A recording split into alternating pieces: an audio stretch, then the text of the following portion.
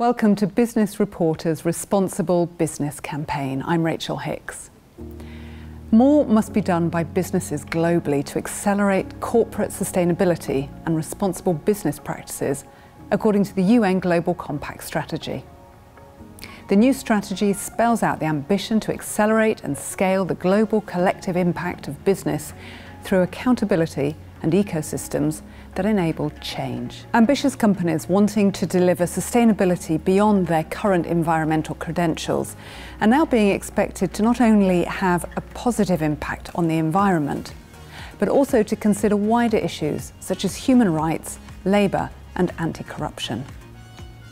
And it's not about working individually, but collaboratively to achieve this, which we'll be talking about to Alina Malm, the Global Head of Sustainability and Circular Economy from Siegwerk.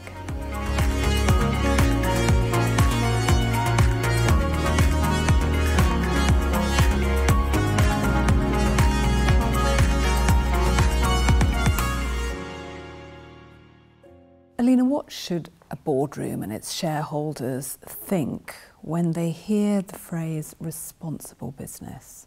Right now, the boardroom probably thinks they're already addressing it sufficiently because they're taking financial responsibility for their business. They're providing jobs to their employees. They're growing their business. But for board members, it's really important to take the term responsibility further and look outside of their clear boundaries of the company, to look into their supply chain and look at how are the raw materials that you're actually purchasing for your products, how are they produced? Is there child labor involved? Is there maybe so low incomes paid that people cannot survive on their wage? But also, what are the environmental standards that your raw materials are produced under? Is there any significant leakage into the environment? And then the same holds true for once your product leaves the company boundaries, what happens at the end of life to your product? So ultimately, we need to expand the definition of responsibility from looking at the bottom line to include social, environmental, and governance aspect in the entire value chain. So why should businesses wanting to raise their game try and aspire to this responsible business status? There is no other solution. As a business, you will have to take responsibility. And there's the factual level, just to give you a few examples. We all know that climate change is one of the biggest challenges that we have. But are we all aware that 85% of the global emissions are produced by companies in the value chain? It needs responsibility for that. Otherwise, as a leader, if you don't take responsibility for a topic like this, you're part of the reason why 1.2 billion people will be displaced by 2050 because they can't live anymore in the environments they live in. That's the size of China almost, so a huge amount of people. 1 in 5 children today is still engaged in child labor.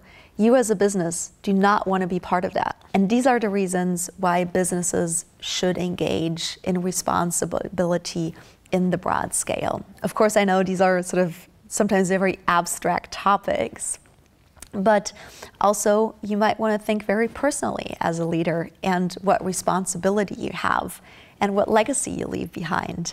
Do you want to be known for the CEO that introduced another pair of jeans that nobody really noticed? Or do you want to be known as the CEO that transformed the company, that took responsibility to the next level, took responsibility for their employees, but also to make sure that the company, as it develops and flourishes, doesn't create any harm, but quite the opposite?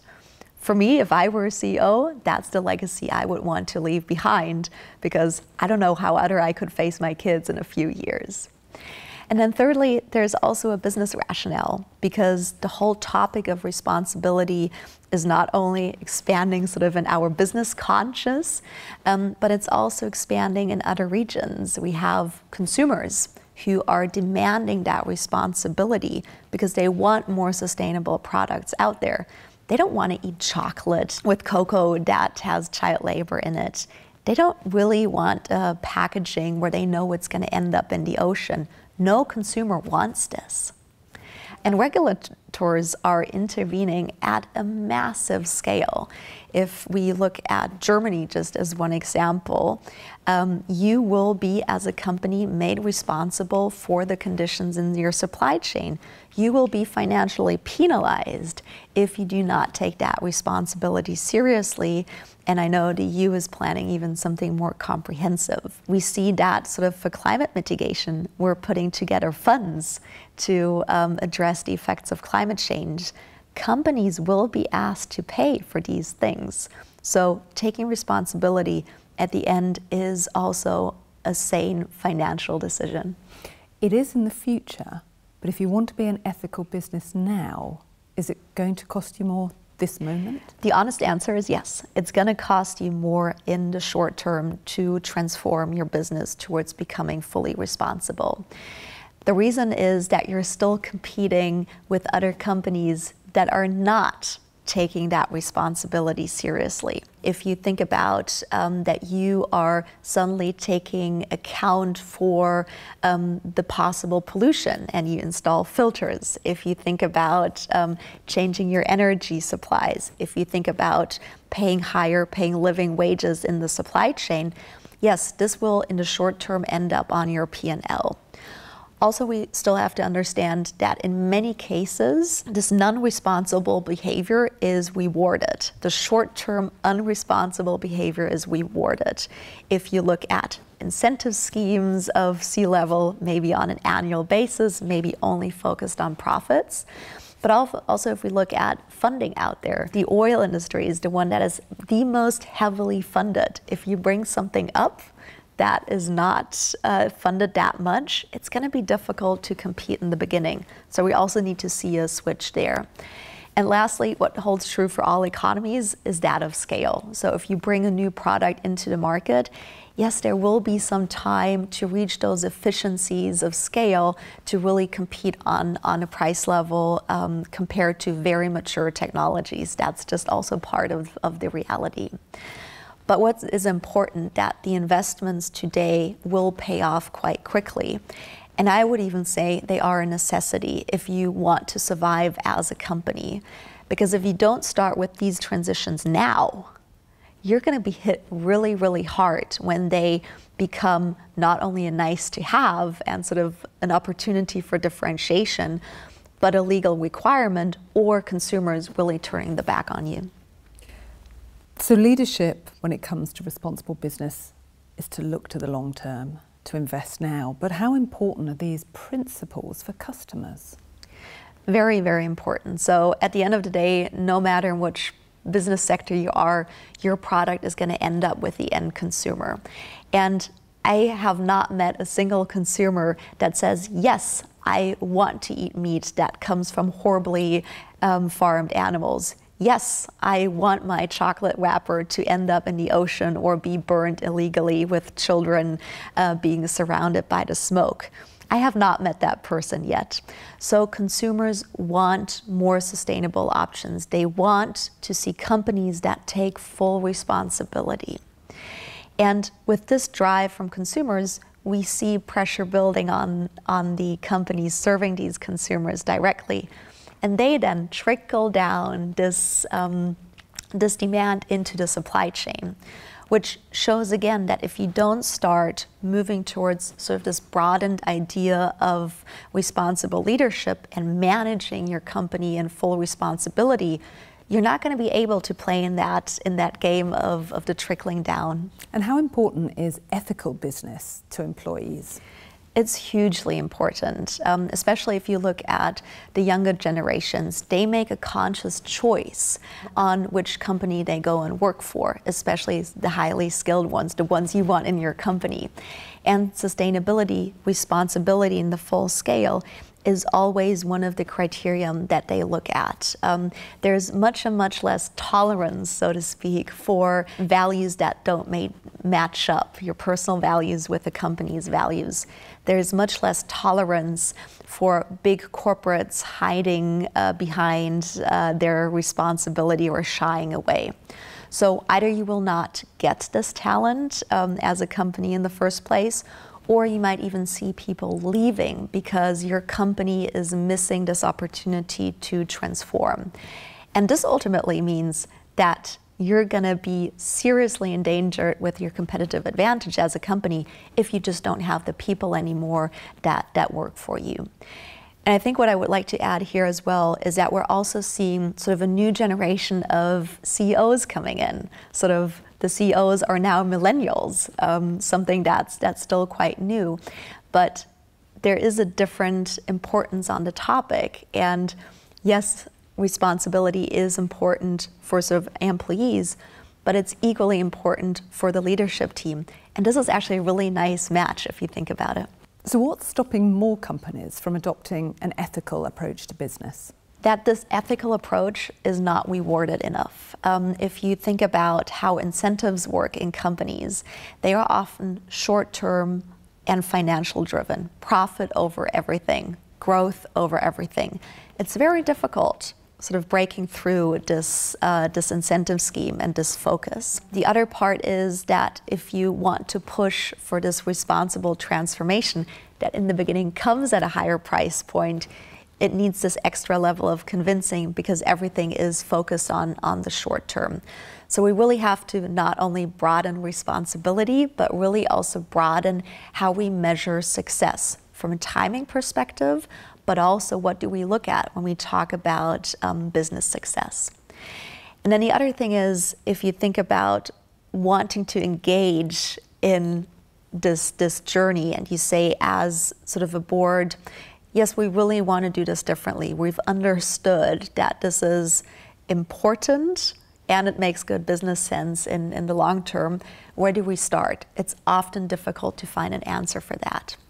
And what I like to sort of just put on the table in those cases is you're a business. So there are two things you can look at. One is your products. Do your products have a sustainable value proposition? And if not, how can you bring them there? Are there certain products in your portfolio that really fulfill needs without sort of costing others? And are there some where you're just offering more of the same to make your company grow? And once you've looked at that, you can sort of move to aspects on how do you produce? How responsibly do you produce? Do you really have transparency on your suppliers? Do you really have transparency on what happens with your product once in use or after use? And if you don't have the transparency yet, start with that and then move on to finding actions to be more responsible. And what's the inversion of that? What's the long-term outlook if businesses don't embrace ethical practices? Yeah. This isn't really an option, to be quite frank. If we look at the relevance of businesses in our economic system and in the negative side effects our economic system also has, in addition to all the positive, businesses will have to meet this new definition of responsibility. There's no other option, because otherwise we're not going to solve the mess we got ourselves into. And also here I would say, if you don't transform, we'll probably lose some of those businesses because they are just not part of the competitive space anymore. So what steps in your business have you taken to support responsible business? So we started by looking at what we're producing, and we're producing inks and coatings for packaging. Packaging has a great value proposition: safe food, reduced food waste, and of course access to food and water, just to name a few. But it also comes with the consequence of high levels of leakage at the end of life. And this is where the transformation of our products plays a role. How can we make sure that we keep all those benefits, but address the negative effects by innovating our own product portfolio and enable circular packaging that will not end up in the environment? Once we had that figured out and we're on that journey, we looked into how are we producing it. And here we look extensively into two aspects. One is the environmental responsibility. So how are our raw materials, for example, produced? Which consequences does it have from an environmental aspect? And how can we reduce these? But also from a social aspect, what are the working conditions in our supply chain? And both of those start with a journey of transparency so that we have the data, that we have the information to then really design interventions that make us responsible together with our suppliers. So could you share some of your experience of future-proofing your company against the new regulations that we've already talked about today, which other businesses will find useful? I see sort of two big topics. So the one is that this idea of responsibility across the value chain is pouring more and more into regulation. Just looking at sort of the packaging industry, we have more and more regulation coming up where you as a producer of packaging are made responsible for the end of life of the packaging, either by paying if it leaks into the environment or by investing yourself different tools. But this is sort of one example. The other example is looking into the supplier space. Germany, for example, will make you as a company responsible to detect risk in your supply chain and actually address those. And if you don't do that, there's going to be a financial penalization. So this idea of responsibility in the value chain is being poured into regulation more and more, making it not a nice to have or just a moral argument, but something of legal compliance. And the other part is reporting and transparency. So there is a huge, again, regulatory push to bring sustainability reporting on par with financial reporting. And this is a game changer because it's going to make it very easy to look at financial results and the impact you had as a business in your value chain, good and bad, and compare those to figures and make good decisions in a whole. And also, it's going to make it much easier for consumers to look up data and actually come to the point where they can proactively make that choice towards a more inclusive and responsible business that before might have been difficult because they didn't really know where to get the data. This has been Alina Malm from Siegwerk.